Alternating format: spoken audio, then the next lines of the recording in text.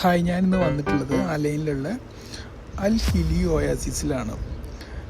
ഇവിടുത്തെ ഒരു പ്രത്യേകത, ഏകദേശം 60 ഹെക്ടർ സ്ഥലത്ത് 40,000-ഓളം വരുന്ന പ്ലം ട്രീകളും 2 വാച്ച് ടവറുകളും ഉണ്ട് ഇവിടെ. ഇതിൻ്റെ മെയിൻ അട്രാക്ഷൻ എന്താണെന്ന് വെച്ച് കഴിഞ്ഞാൽ, നമ്മൾ ഈ ഒരു കോട്ട കണ്ടില്ലേ, പണ്ട് കാലത്ത് ഇതുപോലുള്ള മരുപ്പച്ചകളെ മരുഭൂമിയിൽ നിന്നും സംരക്ഷിച്ച് നിർത്തിയിട്ടുള്ളത് ഇതുപോലുള്ള കോട്ടകളാണ്. അപ്പോൾ അത് അവർ റീക്രിയേറ്റ് ചെയ്തിട്ടുള്ളതാണ്. അത് ആ ഒരു രീതിയിൽ തന്നെ ആ മണ്ണും പുല്ലും ഒക്കെ വെച്ചിട്ടാണ് അവരത് റീക്രിയേറ്റ് ചെയ്തിട്ടുള്ളത്. നമുക്ക് ഈ 60 ഹെക്ടർ സ്ഥലത്തൂടെ ഇതുപോലെ നടക്കാനുള്ള വഴികളുണ്ട്.